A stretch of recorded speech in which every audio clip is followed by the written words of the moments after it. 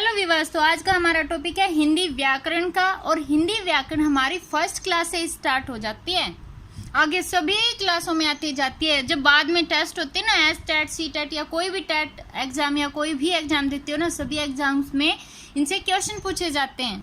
जब बच्चे को स्टार्टिंग से ही हर चीज़ क्लियर होती जाएगी ना, फिर उसको बहुत ईजी लगेगा सब कुछ। तो हिंदी व्याकरण में हमारा फर्स्ट टॉपिक होता है भाषा का। भाषा क्या होती है, बिल्कुल डिटेल से हर चीज़ समझेंगे। और इसी वीडियो में हम भाषा के बारे में, लिपि के बारे में, स्वर, व्यंजन, संयुक्त व्यंजन, इन सब के बारे में आपको डिटेल से बताएंगे। बस आपको वीडियो को ध्यान से सुनना है, हर कंसेप्ट क्लियर हो जाएगा आपका। सबसे पहला ही क्वेश्चन बनता है कि भाषा किसे कहते हैं, भाषा क्या है। तो इसका बिल्कुल इजी लैंग्वेज में आपको समझाएंगे। एक बार बता देते हैं इंट्रोडक्शन इसकी। जब हम किसी से भी बात करते हैं, चाहे आप मेरे से करते हैं या फिर आपके घर वालों से करते हैं, जब भी आप किसी से भी बात करते हैं तो अपनी बात को आप दूसरे तक पहुंचाते हैं ना, उस भाषा को, उस दूसरे तक पहुंचाने का जो ढंग होता है उसको भाषा कहते हैं। ये देखो, अपनी बात को दूसरों तक पहुंचाने के ढंग को भाषा कहते हैं। और दूसरों तक हम अपनी बात को कितने तरीके से बताते हैं, वो भाषा के भेद हो जाते हैं। जैसे जब हम अपनी बात को बोलकर दूसरों तक पहुंचाते हैं उसको मौखिक भाषा कहते हैं। अगर लिख कर दूसरों तक पहुंचाते हैं, मतलब दूसरे को अपनी बात समझाते हैं, कहने का ये मतलब है। अगर लिख कर बताएंगे अपनी बात को, लिखित भाषा हो गई। अगर बोलकर बताएंगे अपनी बात को तो मौखिक भाषा होगी। मौखिक भाषा में हम अपनी बात को बोलकर बताते हैं और सुनकर समझते हैं, ठीक है। और लिखित भाषा में हम अपनी बात को लिख कर बताते हैं और पढ़कर समझते हैं। और एक होता है सांकेतिक भाषा। भाषा के 3 प्रकार होते हैं, मौखिक भाषा, लिखित भाषा और सांकेतिक भाषा। सांकेतिक भाषा में क्या होता है, जब हम अपनी बात को संकेत के द्वारा समझाते हैं, यानी संकेत के द्वारा समझाई गई बात सांकेतिक भाषा कहलाती है। संकेत क्या है, जैसे इशारों के द्वारा हम अपनी बात को बताते हैं, ना तो बोलकर कहते हैं ना लिख कर कहते हैं, सिर्फ इशारों के द्वारा आपको बताते हैं कि ये करना है। जैसे आप शरारत कर रहे हो और आपके मम्मी पापा क्या करते हैं, आपको गुस्से में ऐसे बिल्कुल गुस्से में देखते हैं, ना कुछ बोलते हैं ना कुछ लिखते हैं, लेकिन आप उनके गुस्से को समझते हैं। जब वो गुस्से से देखते हैं ना, देखने से ही आप समझ जाते हो कि आपको चुप होना है, शरारत नहीं करनी है। तो वो संकेत के द्वारा आपको वो भाषा बताई है। तो सांकेतिक भाषा में क्या करते हैं, संकेत के द्वारा हम अपनी बात को समझाते हैं, ठीक है। जैसे ये पक्षी हैं, एक दूसरे से, कोई भी एनिमल है, जब वो एक दूसरे से बातें करते हैं वो अपनी आवाज़ निकालते हैं, तो वो भाषा नहीं होती है, वो सिर्फ ध्वनि होती है, ठीक है। पशु पक्षी या जानवर आपस में जो आवाज़ें निकालते हैं उनको क्या कहते हैं, ध्वनि कहते हैं। लेकिन जब हम अपनी बात को लिखकर बताते हैं ना, तो लिखने के लिए कुछ चिन्हों का प्रयोग किया जाता है। जैसे हिंदी में अपनी बात को लिखते हैं ना, तो उसमें ये मात्राएं लगाई जाती हैं, तो ये इन मात्राओं को चिन्ह कहा जाता है। तो इन चिन्हों को ही लिपि कहते हैं। तो यहाँ पे क्वेश्चन बनता है, लिपि किसे कहते हैं, भाषा को लिखने के लिए जिन चिन्हों का प्रयोग किया जाता है उन चिन्हों को लिपि कहते हैं।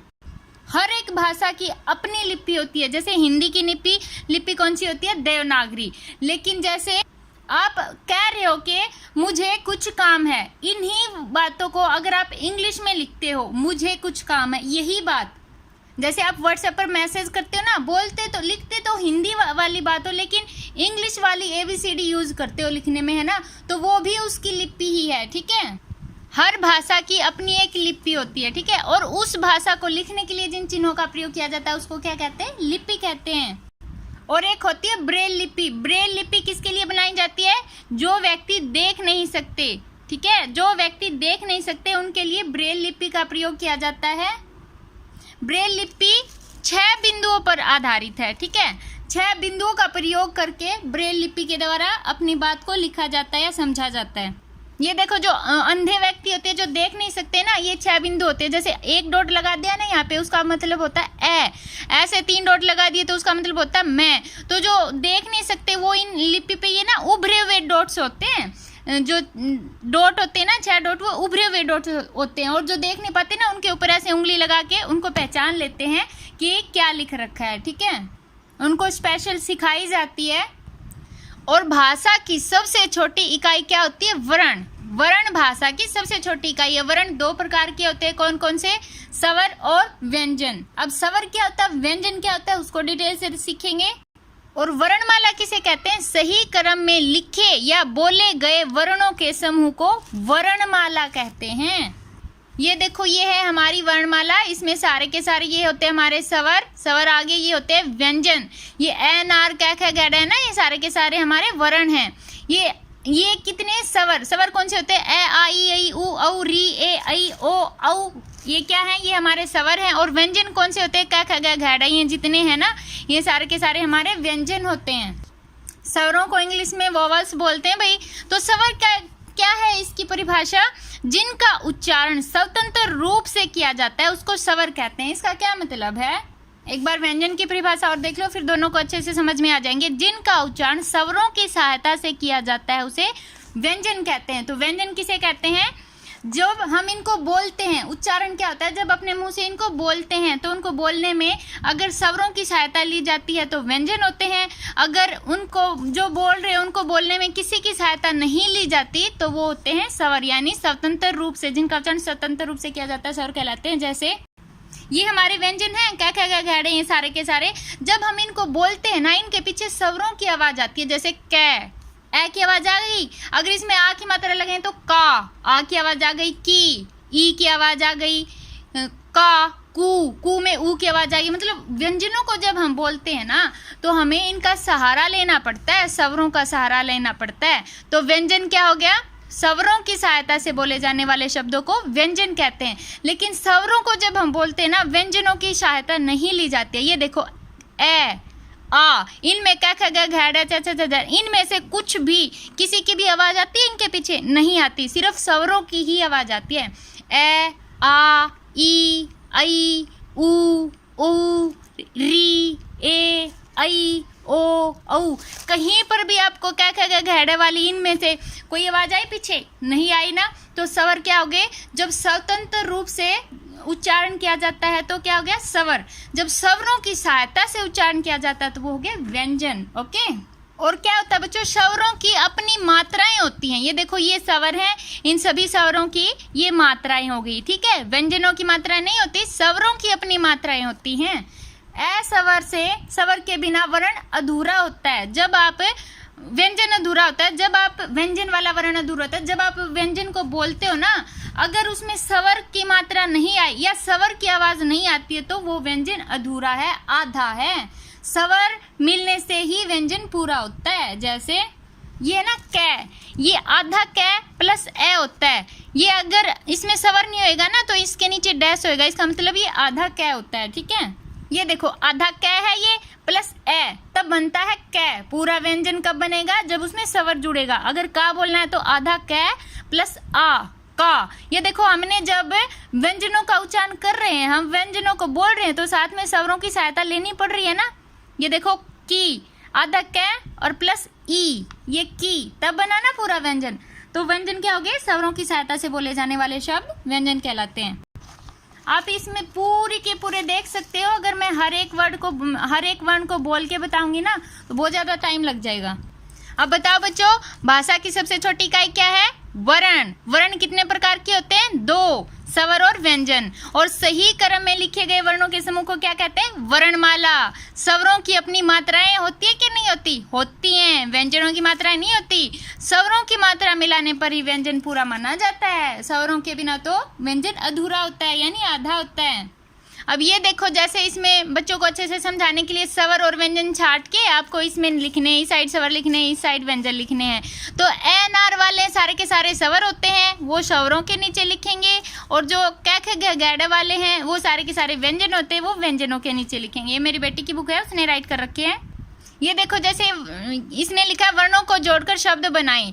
ये इसने वर्ण कौन से लिख रखे हैं? स्वर और व्यंजन सारे मिलाकर लिख रखे हैं। और क्या बनता है? कै, ए, ले, आ, केला, से, ऐसे, रे, ले, आला, सरला, ऐसे बनते हैं ये।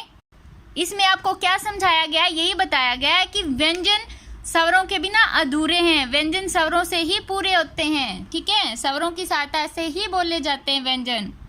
और बच्चे कई बार भूल जाते हैं स्वर कितने, व्यंजन कितने, उसको आपको एक ट्रिक से बताएंगे। ये देखो, स्वर, स्वर में ये वे आ रहा है ना, तो इसको आपने समझना कि ये 9 है। ठीक है, 9, और ये एक ही साइड हो गया, इसके एक ही साइड हो गया तो 9।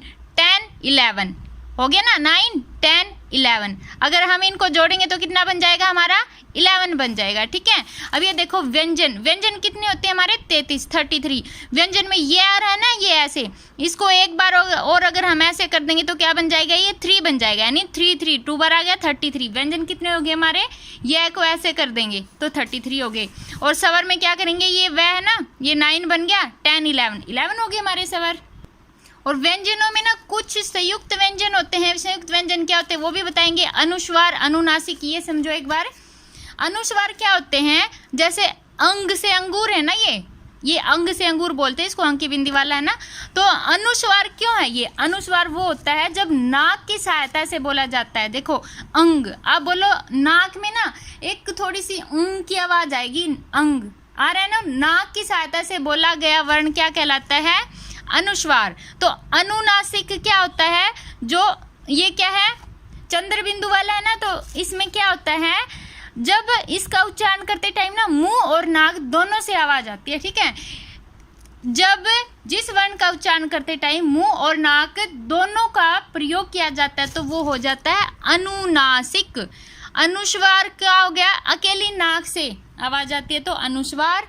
अनुनासिक, नाक और मुंह दोनों से आवाज आती है तो अनुनासिक। और आगत, आगत शब्द कौन से होते हैं, जो अन्य भाषाओं से लिए गए वर्ण होते हैं वो होते हैं आगत, यानी आए हुए हैं, दूसरी भाषाओं से हमारी भाषा में आए हुए हैं, आगत आए हुए है ना, दूसरी भाषाओं से लिए गए वर्ण आगत कहलाते हैं। जैसे ये क्या हो गया, ये हमारे इंग्लिश से लिया गया, ये ऑफ लिखते हैं ना, जैसे ओ की आवाज आती है, ये इंग्लिश से लिया गया।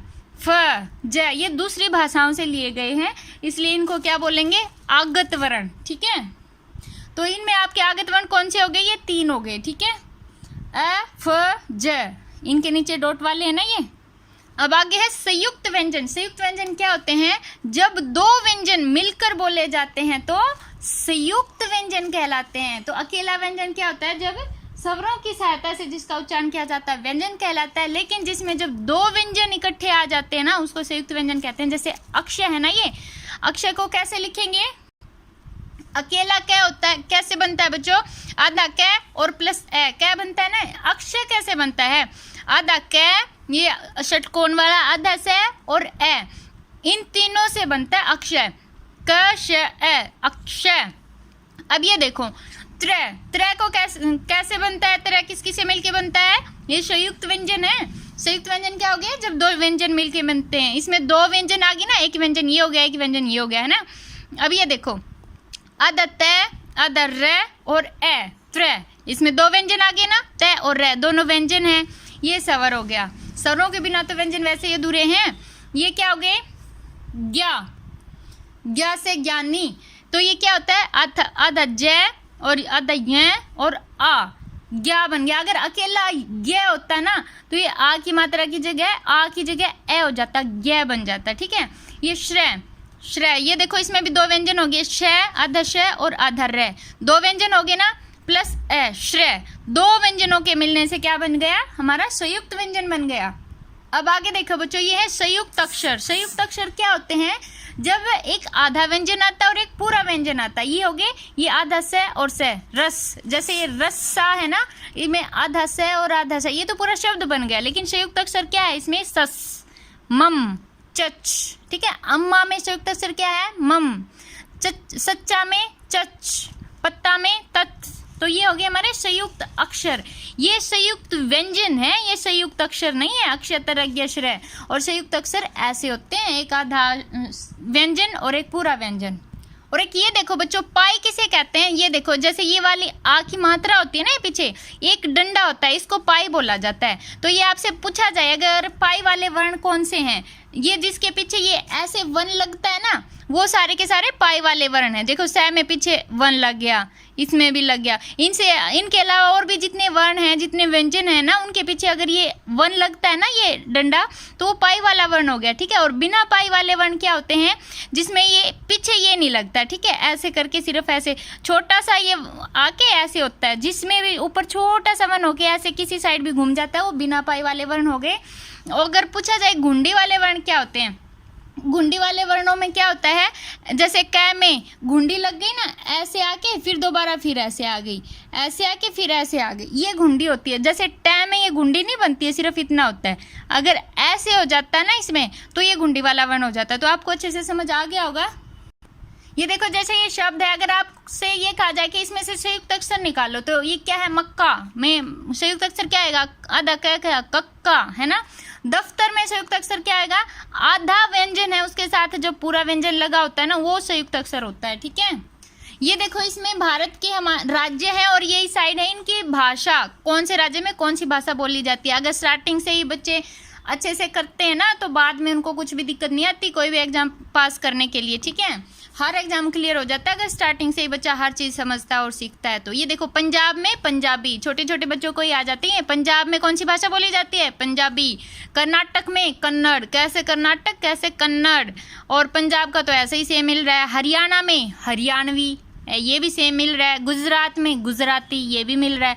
केरल में मलयालम, ठीक है, केरल में ले आ रहा है ना, मलयालम में भी ले आ रहा है। तो केरल में कौन सी भाषा बोली जाती है, मलयालम भाषा। तो बच्चों, नेक्स्ट वीडियो में हम संज्ञा, सर्वनाम, विशेषण, वचन, लिंग बदलो, ये सारे करवाएंगे। तो हमारी नेक्स्ट आने वाली वीडियो भी आप जरूर देखना, चैनल को सब्सक्राइब जरूर करना, और जो बेल आइकन होता है ना, उस पर दोनों साइड, जो बेल के दोनों साइड ऐसे निशान होता है ना ऊपर, वो वाला बटन जरूर क्लिक करना ताकि हमारी हर वीडियो आपके पास पहुंच जाए। इसके बाद टाटा।